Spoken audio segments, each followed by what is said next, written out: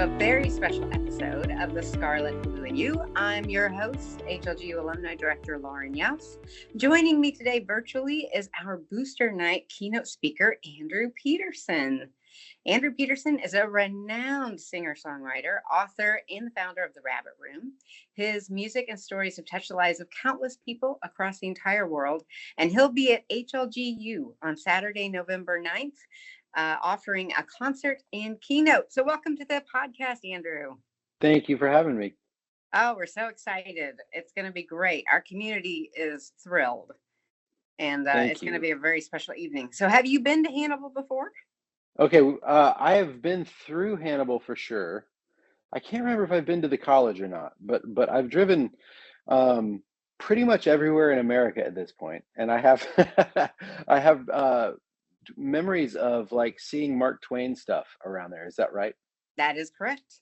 Yeah. And is that where he was from, or is it where he based certain stories? It's his boyhood home. That's right. You can't say he's born here because the place he is born gets a little persnickety about that.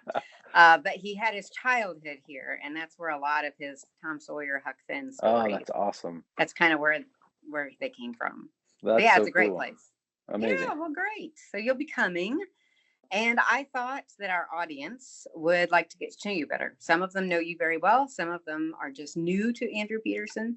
So if it's okay, I thought I'd ask you a few fun questions before we get into the nitty-gritty. Sure. Yeah. All right. So what is your favorite color? I'm going to steal this answer from Rich Mullins, who stole it from James Taylor. How about that? I read this in an interview and I was like, that's the perfect answer. Deep greens and blues for the colors I choose. That's from a great James Taylor song. Yep. Perfect. Okay. Favorite Bible verse or story? Probably Psalm 22 is my favorite. My favorite of the Psalms. It gets right to the.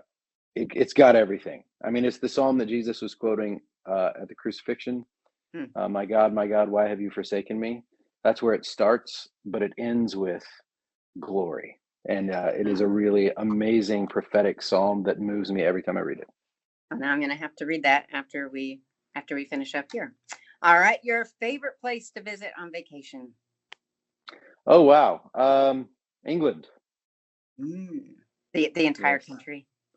If you Oxford, we spend the summers in Oxford. So Jamie and I have deep connections with the community there, and we have some dear friends who live in kind of scattered across the UK, but we just, there's something in me that kind of comes alive when I'm in a place like that that's so storied and beautiful. So I would just say Oxford, England. How's that? Love it. Sounds beautiful. How about your favorite holiday? Ooh, man. Well, the answer I want to give is Halloween. I really love Halloween. It's the fun version of Halloween. I won't say the dark and really whatever version, but there's something about the fact that there's no baggage associated with it. Like there's no expectation that we're supposed to have a meaningful family time. It's just a party. Yeah. You know what I mean? It's just like we're having fun. We're inviting friends over. We're gonna like meet our neighbors, and we're gonna play like kids for a while. Yeah, I love that. I love that version of it. But but other than that, I mean, Easter is easily my favorite, especially as far as Christian holidays go. Christmas is wonderful, but Easter completes the narrative. Okay. Okay. I think I know the answer to this, but let's see if I'm right. Cats or dogs? Dogs all the way. I could tell. I've finished 2 of your Wingfeather books, and I could tell that you were a dog person. There's a conspicuous absence of cats in the or if there were cats, it was like mean. Yeah, absolutely. Perfect. Okay, I'm glad I picked up on that. Okay, your favorite fiction or nonfiction book? Ooh, I would probably say The Lord of the Rings, but that feels like a little bit of an obvious answer. I've read it, I think, 5 times. It's the only book that I've read that many times, and it has moved me in increasingly and in different ways every time I've read it. So that one kind of towers. But other than that, there's a book called Jayber Crow by Wendell Berry that is probably my favorite novel. Wendell is a Kentucky farmer, poet, agrarian, novelist, essayist, and Christian who is just a hero of mine. And his novel Jayber Crow is his, like, to me, his seminal work. I'll have to look that up. Okay, I haven't heard of that You one. will have to look that up. I Yeah, will. Mark Twain would love Wendell-Berry. Well, if No Mark joke. Twain would like him, Of then course. it's a must.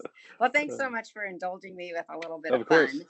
fun. So speaking of books, I told you I just finished your first two of the Wingfeather Saga. I listened to them. You narrated them and did all the voices, which I always appreciate that.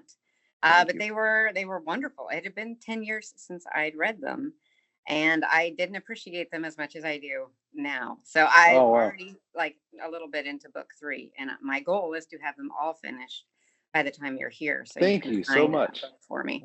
That's But such an honor. they are definitely sagas. Oh, thank you. And Yeah. I tell people maybe don't read them if you're stressed out, because I feel like they are a wee bit stressful. They are a fair bit stressful. Family goes from one disaster to the next. It is. That is a good way of putting it. It doesn't help that the chapters all end on cliffhangers, but right. But yeah. I actually went through after I wrote each book and broke up each chapter. I mean, some of the chapters are a page long. They're little bite-sized chapters, partly because I wanted them to be easy read-alouds for families, and short chapters help. So, but yeah, there's a fair bit of cliffhangery tension that happens throughout, and that's on purpose. Yeah, well, they're so fun. I'm really enjoying them. Yeah, like I said, I didn't Thank you. appreciate them 10 years ago. I don't know what I was going through in my personal life, but they're phenomenal now. And, well, and your use of dialogue and character is fantastic. And I'm really enjoying it. I do hear I'm going to cry in the 4th book a lot. Wow. So I I've hope been so. prepped. That's my goal. That's my goal. Perfect. And then also to prepare for your coming, I've already started listening to your Christmas album, Behold the Lamb of God, because I need to do my homework and be a good listener for you. And it's so any excuse to listen to Christmas music early. But it's such a beautiful album, and I love that you go from beginning to end of Jesus and what that means to us as Christians. And I'm really excited. In fact, our concert choir is even working on Behold the Lamb of God as a piece for our Christmas concert. Oh, that's awesome. Man, yeah, I wish it's a beautiful arrangement, and we're all really enjoying it. That's so cool. Well, thank you. I'm glad you're listening. We're about to do the 25th annual tour of the show. So 25 years we've been doing that every December, and it's I'm enjoying it more now than I ever have. It's such a blast, and part of that is the community of people, that most of whom are the same over decades, and it's so fun to have an excuse to get on a tour bus together and drive around America. But the real thing is that the songs haven't changed, and it's the gospel in the songs has not gotten old, which is remarkable. Like every year I'm like, is this going to be the year that I'm kind of like over it, and I don't feel it while I'm singing the songs? And literally every night there's at least one point that I'm overwhelmed by the goodness of the good news. And so I'm glad you're listening to it now. Yeah, get ready. Yeah. No, I'm gonna have it all memorized by the time you get here, and I'm just gonna be ready. Great. And the first time I actually listened to the Behold the Lamb of God was back before COVID. My friends purchased the streaming rights when you were at the Ryman and invited me over, and we watched it in their home. And I didn't know anything about it, and thoroughly enjoyed it, and was amazed that you got everything into it that you did, and including the song of the lineage of Jesus. That was so impressive. which you said you were going to memorize it all, so I expect that I should maybe start with that one. Yeah, because then it'll be easy from there. But no, it's a great album. So, do you have a favorite project? That's a good question. Probably the Resurrection Letters volumes 1 and 2. It was a 10-year project. So I did volume 2 first, and 10 years later finally managed to write the songs for volume 1 so that it could be one complete body of songs. And so it's actually the prologue, which is about the crucifixion of Jesus, followed by volume 1, which is about the resurrection itself, and then volume 2 is kind of about the shockwave effect of the resurrection on our lives. And so the whole thing lives together thematically. And so every Easter now, we're on our eighth annual Easter tour, and there's something about it, like going on the road in March and April, when the world is waking up again after the long winter. And I have a little bit of like that seasonal affective disorder. I get really sad in the winter, and having an excuse to go out on the road and proclaim the coming of the resurrection and the coming of Easter, and the way creation preaches that sermon every year is just, I hope that I can do it until I'm, till I'm dead, honestly. So that's probably my favorite, as a whole, that the way that project came together feels very satisfying, not because, it like went according to plan. It's satisfying because it feels like it's better than I can do. Like it exceeded my hopes and plans of the thing, which is very rare. Most of the time when you make something, you're always left with a little bit of disappointment that it wasn't quite what you hoped that it would be. Like I tried, and there's things about it that bother me, whatever. But when we go out on the road and sing those songs, I'm just so full of joy, and I don't even think about that. That thought doesn't cross my mind. I just get to do the songs. So. Oh, okay. Well, I'm going to add that to my list of things from this Do podcast it. now. Okay. Got some homework. That's okay. So are you working on anything new? The big thing right now is season 3 of the TV show. We are, that was greenlit a few months ago, and we are deep in it, which means like last week I'm one of the executive producers, which means that I'm kind of in the room for the conversations about the screenplays and the scripts, and making sure the story is kind of being stewarded well. But I also get to be like, like I'm on the Slack channel where character designs come across my virtual desk, and I get to make notes on how long somebody's beard is, that kind of stuff. Yeah. So it's really fun to get to not, I'm not like a television producer guy, but because I wrote the books, I'm a part of this project, so getting to be on the inside of that whole thing has been really fun. And I play Oscar Nosratif, so I'm the bookseller in the show, and so that the voice and that I really didn't think he was going to make it to book 3. So that's right. Oh, that's right. So anyway, yeah, I was in the studio last week doing my voice acting stuff for it, sweating profusely because I'm not an actor. I'm not a trained actor at all, but I happen to have a decent Oscar Nosratif voice, and so it's pretty fun. It's a wild life to like go from working at Rabbit Room stuff here, and then going on the road and doing a show, and then the next day being in the studio voicing this aging Britishish bookseller. right. And so right now, everyone. Yes, exactly. So right now the season 3 is the big thing, and getting ready for the Christmas tour.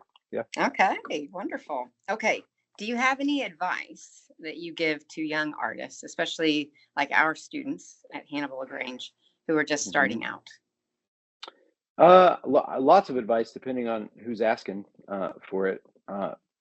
But I was thinking about that, like what my general answer would be is if there's somebody out there who wants to be an author or an artist or a painter or whatever, the first thing I would say 3 things. First, seek first the kingdom of God and his righteousness, and all these things will be added unto you. That your gift is going to find its best home once you submit it to the Lord's leading. I can guarantee that's true. It will grow best in that garden. Second, don't. Oh man, I lost. That's so funny. I had 2, and then I added the number 1, and I lost 2. I'll say the number 3 is to think of the. I remember. Number 2 is, as much as is possible, think of your art as a way of loving people. That art at its best is not self-serving. It's not mere self-expression. I think it's really easy to just think that everything I have to say is going to be good for the world, when really there's nothing wrong with working out your feelings with your art, but going from that to sharing it which ought to be the end goal, see it as a way of serving and loving, which can mean speaking prophetically into hard things, right? Right. It can mean telling hard truths, certainly. But it ought not be just to make yourself feel cool or to, you know what I mean? It ought to constantly have the ideal audience member in your mind and ask yourself, how is this work of art loving that person? Because it is going to go out into the world in one way or another, and you want it to heal and not hurt. And so, and then the third thing I would say is, like, whatever you're working on at the time, right now, like if you're an author and you're working on your first novel, remind yourself constantly that this is your first of 10 novels. If you're writing songs, say this is song number 7 of 1,000, and painting number 25 of 10,000, right? So there's it's easy to like think that you've got to tell everything there is to tell in this thing that you're working on right now, and this is your one shot. But you should just pretend like you have an endless supply of inspiration, and that the ideas will never run dry, and that takes the pressure off. Takes the pressure off, and it gives yourself a little bit of room to grow. You don't have to be mad at yourself because this novel isn't the greatest novel ever written. Nobody's first novel, mine included for sure, is not great. It takes a minute to get your legs, you know what I mean, and to find your way into it. So think of the thing that you're working on right now as the beginning of a long story. Okay, great advice. Thank you so much. Sure. Well, thank you so much for joining us. I really appreciate you taking the time to talk to me. And you've just made me even more excited for our booster night on November 9th. Thank you very much. I'm really looking forward to it. Yeah. Okay. Fantastic. Well, I have some work to do before I see you on November 9th. You have to memorize Matthew's Begats is the top of the list. Yeah. You know, don't notice if I have it on my wrist and I'm reading it to you. That's right. Yeah. But thank you so much for joining us. Again, booster night is November 9th. You can still get tickets at www.hlg.edu/booster night, or call the office at 573-629-3124. I hope that you check out Andrew Peterson's music, books, Rabbit Room, all the stuff. He's such a talented guy, and just is using his gift to bring people to Christ. So it's going to be a great night. You're not going to want to miss it. Andrew, thank you. Be praying for you and your family until we see you in November. Sounds good. Thanks, Lauren.